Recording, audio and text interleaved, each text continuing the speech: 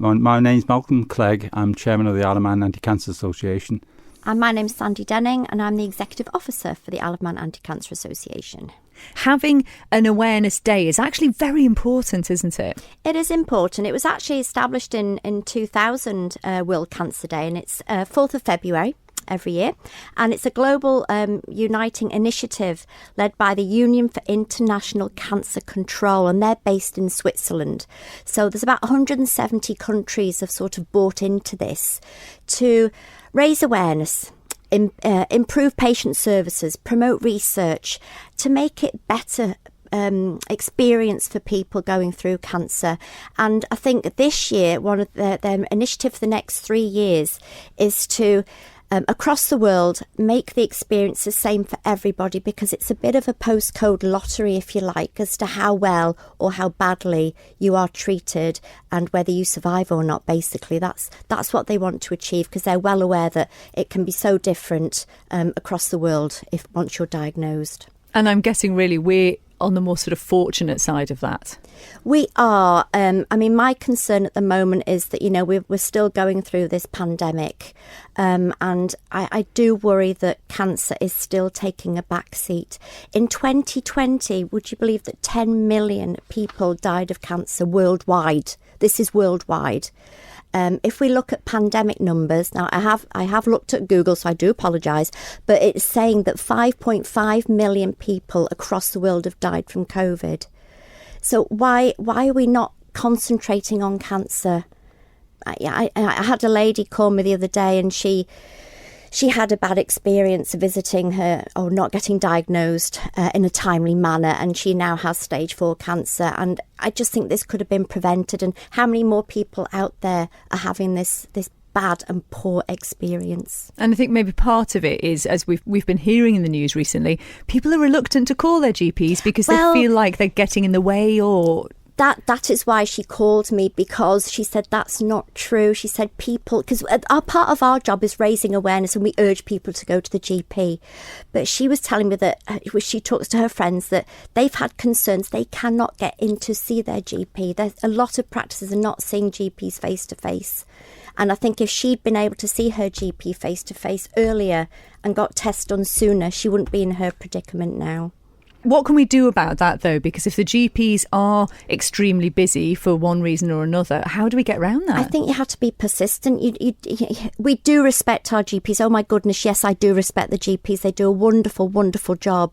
But you know your body better than anybody else. And if you're not happy, you need to be persistent and just keep ringing them saying, look, this is not right. I need to be seen again. I need to have tests done. You have to be persistent. Well, Malcolm, let's come to you then, because we're talking about World Cancer Awareness Day. We're in a very different situation this year than we were last year and in previous years, because every year things are changing, aren't they? Absolutely. I mean, I think back when I was a medical student over half a century ago, where I on my first clinical attachment, I went to an operating theatre, and I watched a very good surgeon do what was called a Halsted radical mastectomy, where the whole breast was removed along with the muscle behind the breast, so the ribs were exposed and could be seen under the skin subsequently, and tissue from underneath the armpit was removed, and patients got a very swollen arm afterwards. Only 20% of those patients survived despite that radical surgery, but there was no other treatment in those days. Patients were not told they had cancer often. And when patients, for example, with breast cancer went to the operating theatre, they had no preoperative investigations that showed that they had cancer. So they used to be under the anaesthetic, the lump was taken out, it was sent off to the laboratory, and 15 minutes later a result came back. And the lady then, if she had a tumour, had the breast removed and woke up to find that she had cancer because the breast wasn't there anymore.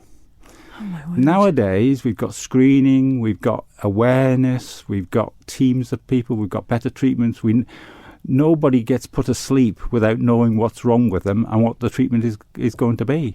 And the wonderful treatments, such that now well over 50% of breast cancer patients survive more than 10 years after their diagnosis. So it's transformed. And one of the reasons for this cancer World Cancer Day is to try and get that other 50% done, if you like. And I know there is a breast charity in the UK that is trying to, by 2050, make it that no lady dies from breast cancer. It becomes more like arthritis. It becomes a disease you learn to live with. I suppose that's the thing, though, because that's specifically about breast cancer, obviously, but there are so many different cancers, aren't there? There are. And in some respects, we can't be expected in a way to know all of the symptoms for all of them. So it's difficult in a way to know when to actually say, oh, I think something's desperately wrong with me, and want to go and speak to your GP. I mean, Isle of Man Anti-Cancer Association very kindly been granted permission to put podcasts on Manx Radio which go through specific cancers. But generally speaking, if you get the flu, if you got COVID, for example, even mild COVID, you know that there's something wrong with you within 12 hours if you develop 12 or 24 hours of developing the disease. You'll wake up in the morning, you'll have a sniffly nose, a cough, that sort of thing. Cancer's not like that. It comes on very slowly. But the individual knows their body best. And the rule should be that if things haven't seemed right for 3 weeks, you've got a cough that you wouldn't have normally had, or you've got aches somewhere, or lumpers appear that you've not been aware of previously, and it's still there 3 weeks later, it's not getting any smaller, go and see your doctor or go and talk to somebody and get something done about it. That's the general thing I would say that with cancer awareness. It's a disease that creeps up on people, and the sooner you get sorted, the better chances of you being around for decades to come. Exactly, the earlier the better. And I guess as well, previously, there has been such a fear around, hasn't it, the C word. And so I suppose in some respects now, I'm hoping that fear may be slightly abated over the years because we are talking about it more, and we do know that actually there are treatments and that you can come through this now. It is still a fearful word, but not anything like as fearful as when I was back as a junior doctor. When I used to have to, when I was first qualified, sister would line up the relatives for me to see at 7:30 after the half-hour visiting time to tell the relatives that their loved one had cancer, and the relatives would implore the doctors not to tell the patient because they wouldn't be able to cope with it. So the only person who didn't know they had cancer was the patient. And of course then there was this fear that the relatives didn't want to see the patient in case they got caught out and let the cat out of the bag or something like that. Now there's still another element of that out there, but there's a lot of support, and you know, I was very grateful for the nurses and even for patients who had the cancer, who were prepared to talk to the newly diagnosed cancer patient and alleviate a lot of their fears. It still is a disease, unfortunately, that people die from. But we're all going to die from something sometime, in a sense. But if you can make that journey better for them, and there's certainly an element as well that if you are less frightened and less fearful of the disease you've got, your immune system works better and you survive longer. That's very interesting to hear. Now, Sandy, you are one of those people that Malcolm's talking about because you're someone who has been through this journey yourself, and you are now someone who speaks out about it. I mean, you must have noticed a lot of changes as well. How long ago was it since you actually went through this? 25 years ago I was diagnosed, yes. I can't believe it, really, but I was in the right place, definitely at the right time. And I was kind of a guinea pig back in the day, because now it's very much a bench side to bed kind of philosophy when you're treating cancer patients, especially triple negative breast cancer, which is the one I had. So I was very fortunate that my oncologist and my surgeon got together and put this treatment plan together for me, and I'm here to tell the tale. You know, they were amazing. And I watched a film the other night called Mum's List. I don't know if you've seen it, and it's about a triple negative cancer patient, and it was, I mean, unfortunately she did pass away, but the journey that she went on, it was so similar, the experiences she had with her chemotherapy, but it's changed so much these days now. You know, it's I'm just so grateful for, you know, all the research, all the money that goes into research to help fund it. So it's vital. So how would you put that to somebody else who might have a few concerns about themselves, but they might just be reluctant to go speak to their doctor because they are scared? What would you say to them? Just remember that early diagnosis can save your life. You know, the treatment may be less invasive if you go and get it diagnosed earlier. The later you leave it, the more difficult it is to treat, and, you know, your prognosis might not be as good.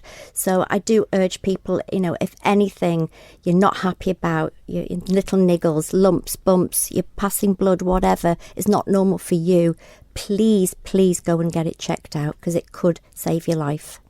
Absolutely. So World Cancer Day is coming up then. So what is actually happening on the Isle of Man to acknowledge this day this year? Well, hopefully I'm going to get some buildings turning green, and it's going green because every year Clatterbridge used to go green, and they're sort of doing a big thing on World Cancer Day as well. So Tower of Refuge, the power station, Ramsey Swing Bridge hopefully will go green in recognition. But it's just really just an awareness thing. Get something in the newspaper hopefully as well, but just for people to be aware that there is this day to recognise, and it's to make cancer services better, to raise awareness of cancer, be more aware. Yeah, that's it really. Just mobilise everybody across the world to get involved and make it better. One theme this year for World Cancer Day is to aim to eliminate cervical cancer. Now, in the world, smallpox has been eliminated by vaccines.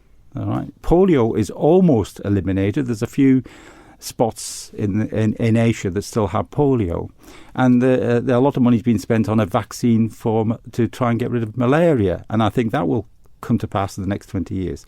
But we know that cervical cancer is caused by some subtypes of HPV virus, and that there is a vaccine now available, and the evidence is beginning to emerge in the real world, not just in the laboratory, that this is saving lives. And if that can be put out across the whole world in the next 20-30 years, there is a high probability that we'll get rid of cervical cancer, the first cancer to be wiped out by a vaccine. That sounds incredible, doesn't it? It really does. What an achievement that would be. Well, Malcolm, we know we've got the podcasts on Manx Radio, which gives some idea about the different type of cancers, as you said. But where else can we go for more information? Where's a good place to go? Well, the Macmillan Cancer Information Centre up in the atrium at the hospital is a good place to go. And there's good websites, but pick a recognised cancer website like Cancer Research UK to look at. For a thing. But if you go to the podcast, we also there give information about where to get specific information about specific cancers elsewhere. And that's the thing, Sandy, we also have some fabulous support groups and charities over here, don't we? Oh, we are very lucky. We are very lucky to have so much support on the island.